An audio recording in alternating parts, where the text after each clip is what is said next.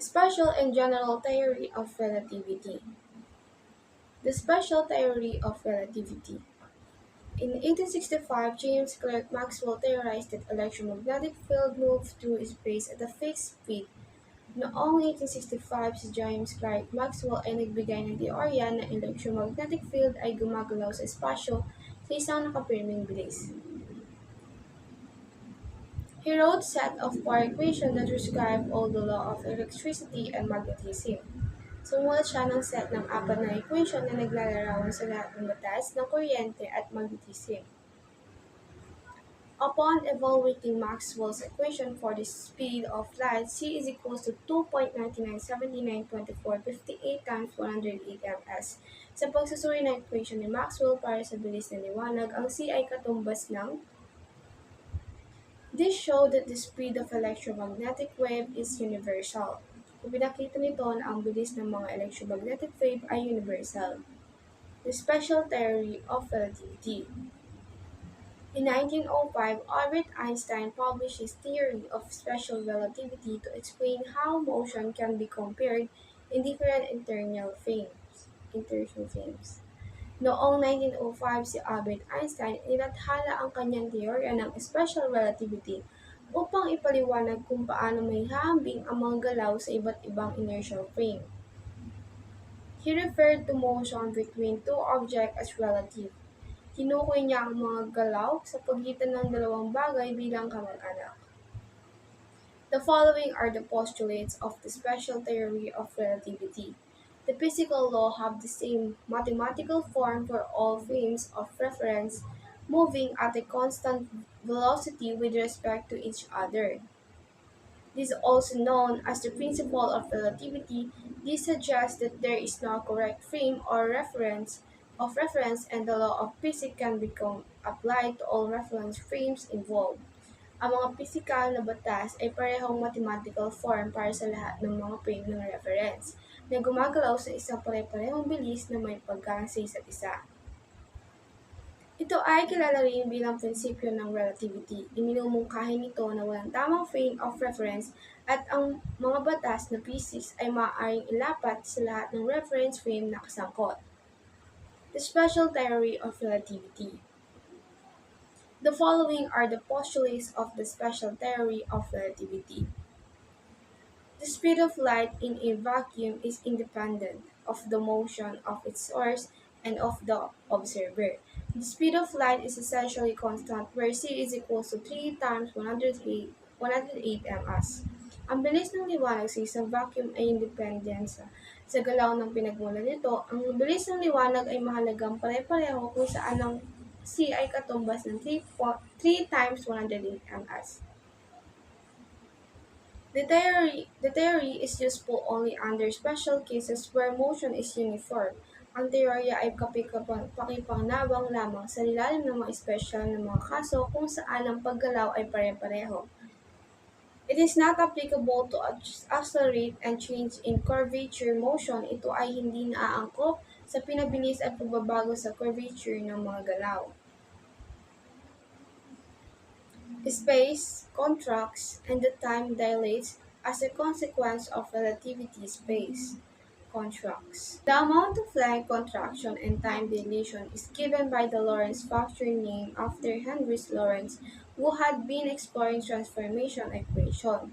Ang halaga ng pag-urong ng haba at pagluwag ng oras ay binibigay ng Lorentz factor na pinangalang kay Henry Lorentz na nag-explore ng mga transformation equation. Time dilation. A person who is initially stationary tends to observe a slower clock than a person traveling at the speed of light. It is only significant when one of the objects involved are traveled at relativistic speed or speed near the speed of light.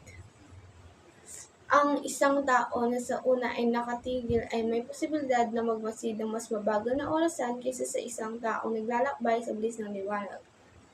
Ito ay makabuluhan lamang kapag ang isa sa mga bagay na nakasangkot ay naglalakbay sa relativistic na bilis o bilis na malapit sa bilis ng liwanag.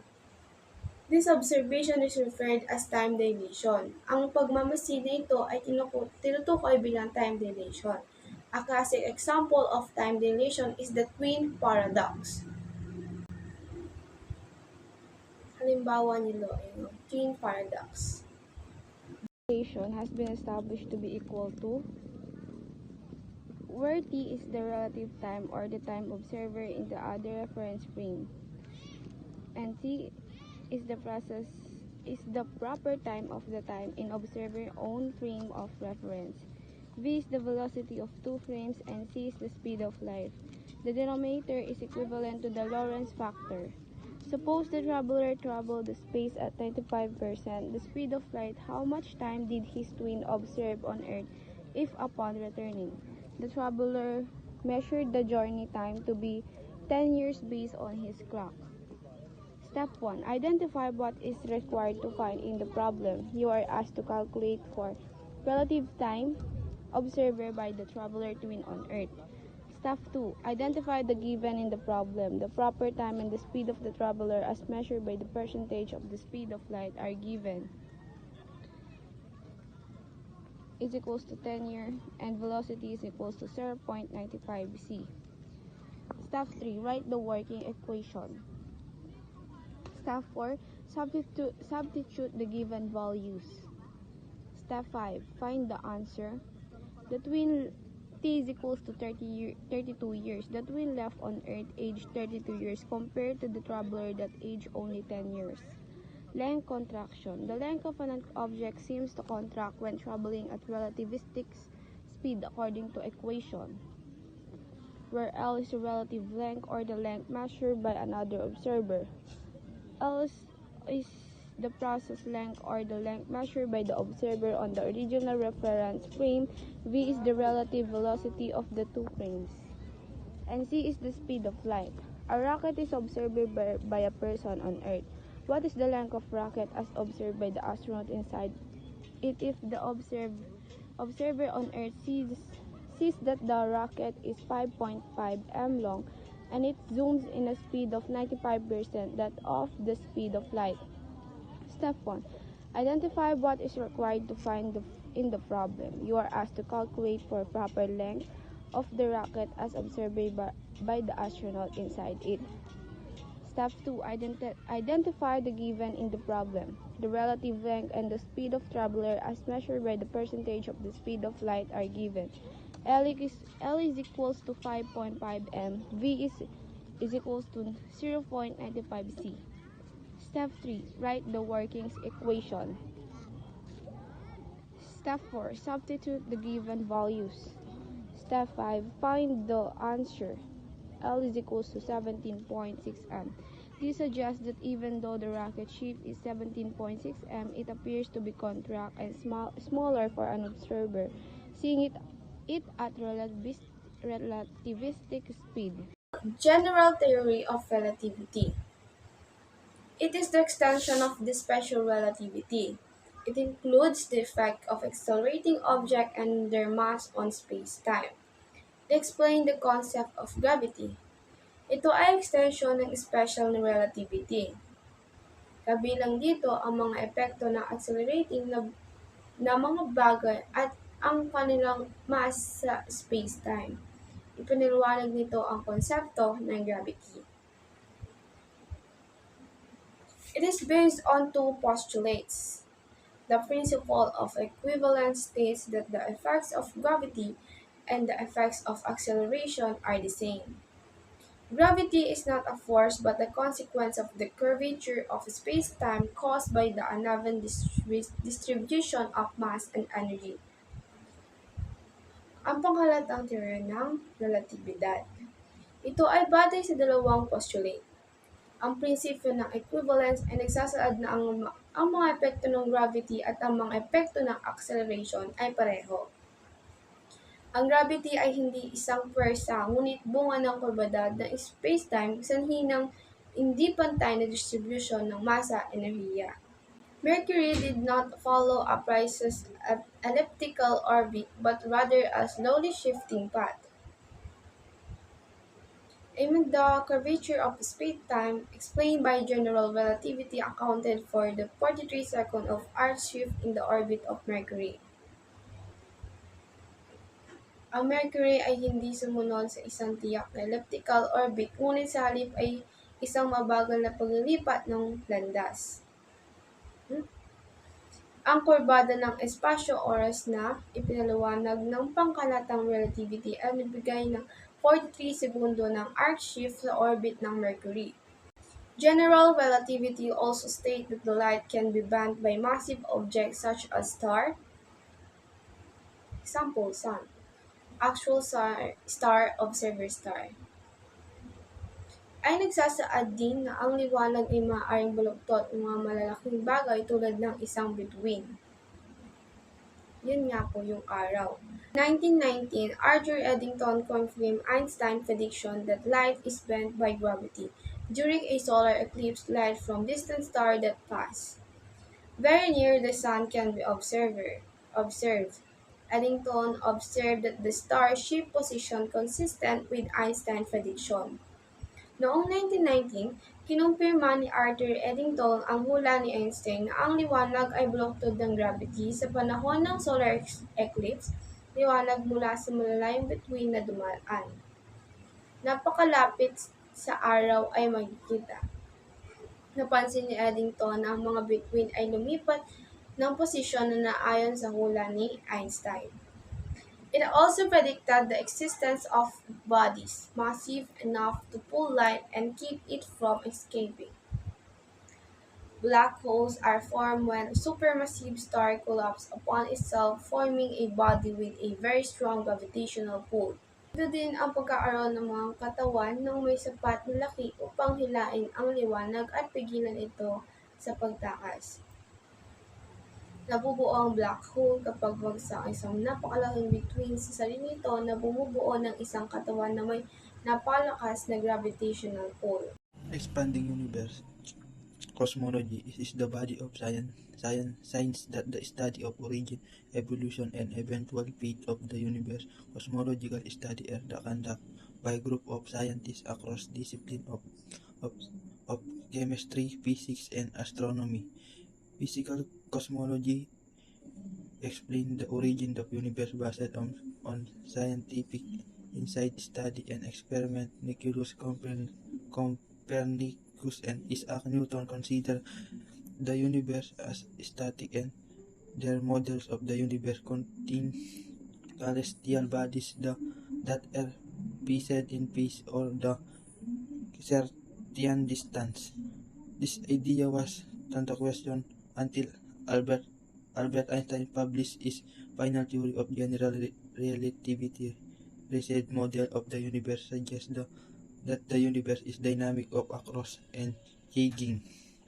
Ito ang katawan ng hagman na nag-aaral sa panamulan ng evolusyon at sa wakas ng kapalaran. Universo cosmological na pag-aaral ay sinasagawa ng mga grupo ng mga scientist sa buong disiplin ng chemistry, physics, astronomy.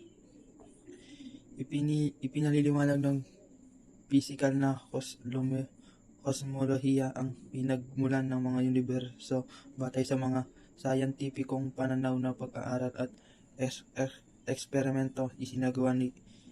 Isinagawa sina Nicolaus Copernicus at Isaac Newton ay isinasaalang-alang ang universo bilang static at hindi nagbabago na kanilang mga modelo. Ang ideyang ito ay hindi kinwestiyon hanggang sa inilahat-hala ni Albert Einstein ang kanyang huling teorya sa pagkalat ng relativity. Iminumungkahi ng mga kamakailang modelo ng universo na ang universo ay pabago-bago at patuloy na nagbabago. It is the cosmological starting the universe expansion about 13.8 billion years ago is the state that at some point in the past all matter and energy in the universe was compressed together in distinct space. Of the advances that support the theory include the color of the redshift, cosmic microwave background radio, abundance of light elements. 1910s Besto Sleep Per and Carl Wilhelm Witz used the wavelengths of the light from spiral nebula, which are interstellar dust and gases discovered that light from the nebula is seen in the waves like Doppler shift. Doppler shift or Doppler effect. It, its expansion that when an object gets close to Earth, light waves are compressed not into shorter waves. Blue shifted when an object waves away from Earth. Its light waves are stretched into longer waves. Red shifted sleeper and which concluded that redshift is the result of the expansion of the universe. Big Bang Theory, ito ang modelo ng kosmolohiya na nagsasaad ng nagsimula ang paglawak ng universo mga 13.8 billion taon na ang nakakalipas.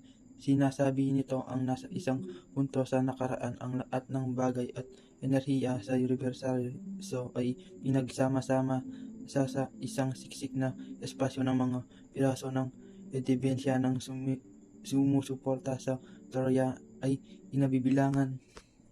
Sinukat ni Persto Sleeper at Carl Wilhelm Wirtz ang mga waves like liwanag mula sa spiritual nebula ng mga interstellar dose of mga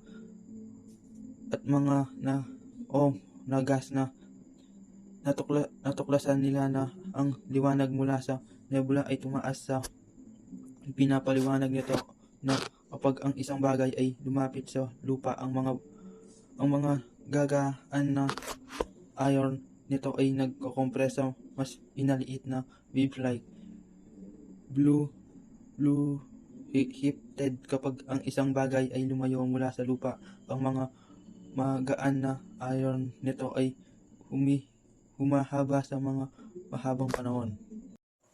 Procedure are moving in the left is the arrowhead light emitted from galaxy moving toward you will be compressed. This would make the wave light shorted and the light blurred.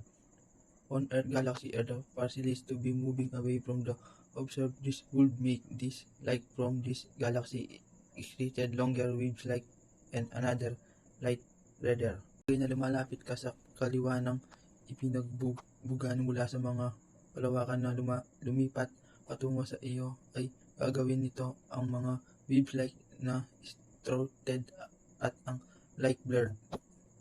Sa daigdig, ang mga kalawakan ay pinaghihinalaang lumalayo mula sa nagmamasid na gagawin nito ang liwanag mula sa mga kalawakan ito na may mas maabang waves light na liwanag ay mas mapula. 1927, George Lemaitre proposed that the universe started as a single point that continuously expanded. 1929, Edwin Hubble used the redshift of light from galaxy to calculate the velocity and distance of this galaxy from Earth. Is discovered that they were moving away from Earth and from each other. 1965, Robert Wilson and Amon Penzias discovered low steady home from their Hubble antennae. They concluded that the noise is cosmic background radiation and remains of energy created after the Big Bang expansion. Iminumungkahi ni George Lemaitre na nagsimula ang universo bilang isang punto na patuloy na lumalawak. Noong 1929, ginamit ng Edwin Hubble ang redshift light mula sa mga kalawakan upang kalkulain ang mga bilis at distansya. 1965, sina Robert Wilson at Arnold Penzias ay nakatuklas ng mahinang ugong ng kanilang Hubble horn antenna. According to theory, the universe began as a point called singularity, is at density point containing all space, time, matter, and energy. Is the nothingness. This singularity expansion rapidly in a process known as inflection. Energy started expanding after and created matter. Antimatter summon those per cancel as another process known as the universe expansion is cooled down. Matter is the form of proton, neutron, electron, and photon are created is highly energetic soup called the soup. This is the nucleus of the like atom start to be a nucleolysis or nuclear fusion between protons and neutron electron started to mingle with this nuclei in primordial chemical process known as recombination. Ayon sa teorya ng unibersaryo ay nagsimula bilang point na tinatawag na ito ay density point na naglalaman ng lahat ng space-time, matter at energy sa kalawakan. Ang pinakalawak isang proseso na kilala bilang Indian energy sterile. Habang lumalawak ang unibersaryo, pinalamig nito ang material sa anyo ng proton, neutron, electron at photon ay nagkakalat sa isang napakalakas na soup na tinatawag na plasma soup dito kung saan nuclei-like atom. These particles atoms continue their moving space until giving acted on the particles and collapse them to from celestial bodies start a galaxy. Universe continues to expand until today. The abundance of light elements support the Big Bang theory. It predicts that the universe is compounded of 73 hydrogen and 25 helium by mass. Using the rate at which the universe is expanding, scientists can work background and infer that during the Big Bang theory universe had an infinite density and temperature. Ang mga particles na ito ay nagpapatuloy na gumalaw ang mga atom sa kalawakan hanggang sa kumilos ang gravity sa mga particles. Ito ang gumuho ang mga ito mula sa mga celestial body gaya ng mga bituin at galaxy. Ang unibersaryo ay patuloy na lumawak hanggang sa araw na ito. Gamit ang bilis kung saan ang universo ay lumawak ay maaaring magtrabaho ang mga scientifico sa mga background at mahihinuha na sa panahon ng Big Bang theory ay may walang katapusan na density at temperatura. NASA scientists proposed that is the first second after an universe began, the temperature was 5.5 billion degrees Celsius. Space expanded, the universe called the matter began to form during the first 3 minutes of universe like nuclei were from. This nuclei include the deuterium and stuff of the hydrogen and helium. The Earth and another celestial body is the Milky Way are also moving away from the galaxy. All objects in the universe are moving away from Earth. Another the rate calculated by Hubble. That means that the universe has no created is expanding in the all direction. Multiverse mode is the model different universe courses. This suggests that during the first big push on influential different part of space-time grow the different rate. This different universe probably have different law of the physics. Minumungkay ng mga scientifico ng NASA kaya sa unang segundo ng pagkatapos na magsimula ang universo ang temperatura ay 54 billion degree Celsius. Habang lumalawak ang kalawakan na lumalamig ang universo at nagsimula ang material mula sa panahon ng ang lupa at iba pang celestial body ng Milky Way ay lumalayo din sa ibang panggalaxy at ng object sa universe ay moving palayo sa isa't isa sa rate na kinukulang ng Hubble. Ibig sabihin nito, sa modelong ito, magkakaiba unibersaryo ang magkakasamang nabubuhay. Ito ay nagmumungkain na sa panahon ng malaking nananang impleksyon, ibang bahagi ng espasyo ng